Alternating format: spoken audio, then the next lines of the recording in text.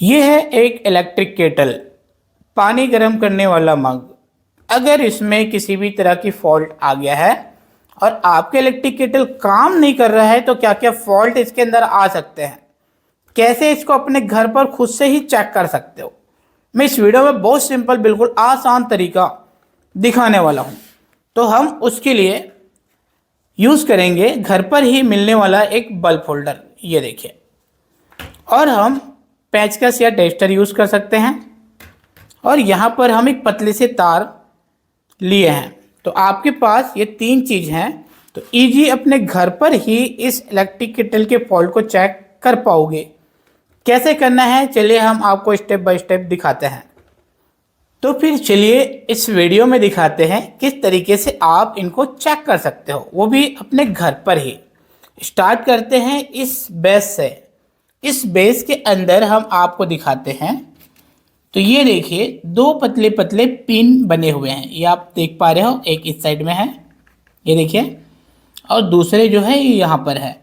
ये जो पिन कई बार थोड़े ऐसे नीचे ही बैठ जाए हल्के से, तो यहाँ पर देखो इस होल्डर से कनेक्ट ना हो पिन, तब भी हमारे इस केटल में पावर नहीं पहुँचेगा और हमारे जो इलेक्ट्रिक केटल है वो काम नहीं करेगा।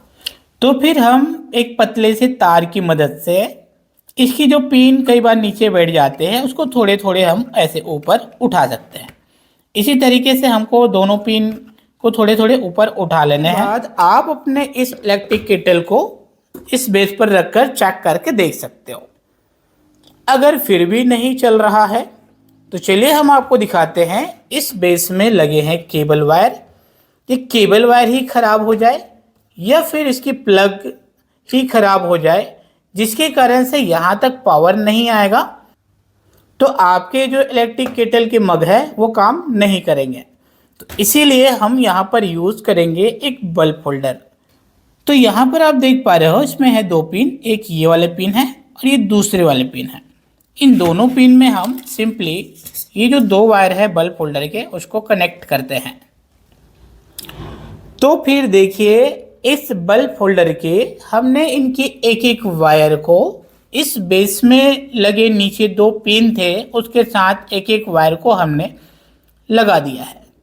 अब उसके बाद हम इस केबल वायर को, ये देखिए इस केबल वायर को बिजली की बोर्ड पे लगाएंगे। तो ये हमारे पास बिजली की बोर्ड और हम इसमें इस तरीके से लगा रहे हैं। स्विच को ऑन करते ही अगर हमारा बेस ठीक होगा तो लाइट जलेगा, अगर बेस खराब होगा तो लाइट नहीं जलेगा। ऐसे आप अपने इलेक्ट्रिक केटल के बेस को चेक कर सकते हो। ये देखिए मैं स्विच ऑन करता हूँ तो लाइट जल गया है। इसका मतलब है दोस्तों कि हमारे ये जो इलेक्ट्रिक केटल की बेस ठीक है, इसकी केबल वगैरह प्लग वगैरह इसके ठीक हैं, इतना हम चेक कर लिया है। इसके बाद यहाँ से हम इसकी प्लग वायर निकाल देते हैं और इस बल्ब के वायर को भी निकाल देते हैं। तो हमने चेक कर लिया कि बेस बिल्कुल ठीक है। अब है इस मग के, इसमें क्या क्या फॉल्ट आ सकते हैं, कैसे आप उनको चेक कर सकते हो। बिल्कुल सिंपल है।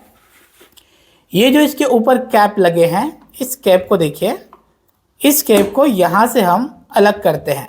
अलग करने के लिए यहाँ पर आप देख पा रहे हो इस पार्ट को हमको पेंचकस लेना है और पेंचकस की मदद से इस तरीके से थोड़े से साइड करने हैं।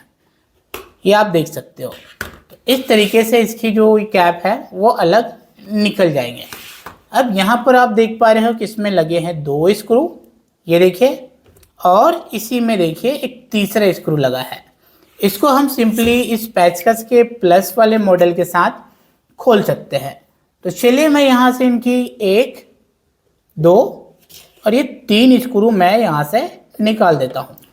तो फिर देखिए मैंने यहाँ से तीनों पैच निकाल दिए हैं। तो तीनों पैच मैं यहाँ रख देता हूँ। अब हम इस मग के इस पार्ट को खोलेंगे। तो ये देखिए ये कुछ इस तरीके से खुलता है। ये वाले पार्ट खुल चुके हैं। अब यहाँ पर आप देख पा रहे हो, तो यहाँ पर आप एक बार फ़ोटो ज़रूर ले लेंगे ताकि बाद में आपको लगाने में कोई भी दिक्कत या परेशानी नहीं हो। तो कई बार क्या होता है ना, ये जो स्विच है वो ख़राब हो जाता है। स्विच ख़राब होने की वजह से हमारी जो जग है उसमें पावर नहीं आता है, क्योंकि स्विच से ही तो ऑन ऑफ होता है। तो अब हमको क्या करना है, यहाँ से ये जो दो वायर स्विच के लगे हैं, ये देखिए, इन दोनों वायर को इस तरीके से खींच लेने हैं। अब इन दोनों वायर को हम डायरेक्टली इस तरीके से आपस में जोड़ देते हैं, ये आप देख सकते हो। तो मैंने इसको इसी तरीके से जोड़ दिया है चेक करने के लिए। अब देखिए, हम इस जग को इस बेस के ऊपर रखते हैं, ये जो जग है उसको रख दिया है। अब यहाँ पर हम इस प्लग वायर को इस बिजली की बोर्ड में लगाते हैं। अब हम इस बिजली की बोर्ड को स्विच को ऑन करते ही अगर इसके स्विच खराब होंगे तो इनके वायर को इस तरीके से डायरेक्ट कर देंगे।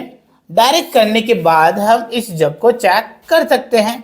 स्विच ऑन करता हूँ, ये देखिए, स्विच ऑन करते ही यहाँ पर लाइट जल रहा है। अब मैं स्विच ऑफ कर देता हूँ, तो स्विच को ऑन करने के बाद लाइट जल रहा है, इसका मतलब इनकी जो स्विच है वो खराब हो गए हैं, जिसके कारण से आपके ये जो केटल के जग है वो काम नहीं कर रहा था। तो आप इनके वायर को डायरेक्ट इसी तरीके से करके यूज कर सकते हो। और जब आपको स्विच नया मिल जाए तो सिंपली दो वायर होते हैं, नया स्विच चेंज करके आप अपने इलेक्ट्रिक केटल ठीक कर सकते हो। अब मैं यहाँ पर प्लग वायर से इसकी प्लग निकाल देता हूँ।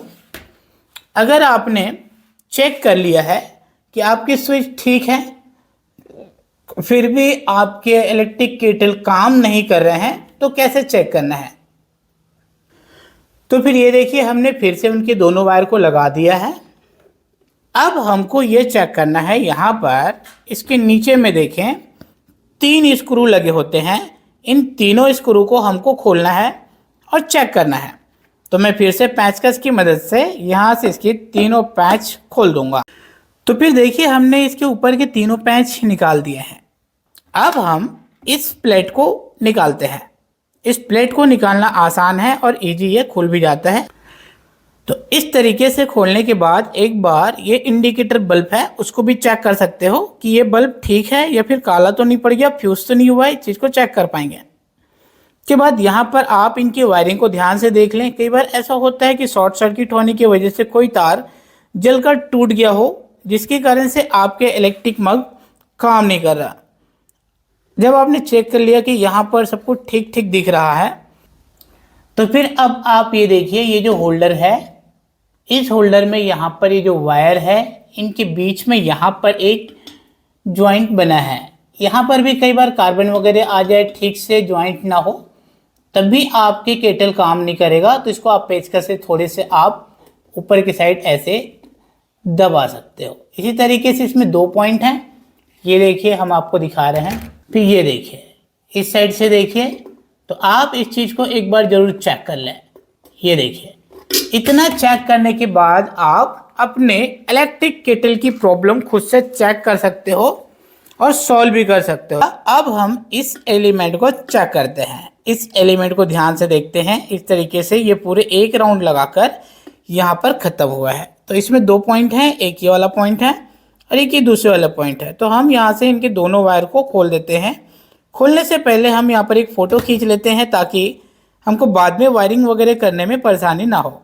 तो हमने फ़ोटो खींच लिया है। फ़ोटो खींचने के बाद एक ये वाले पॉइंट और ये दूसरे वाले पॉइंट के वायर को हम खोल देते हैं।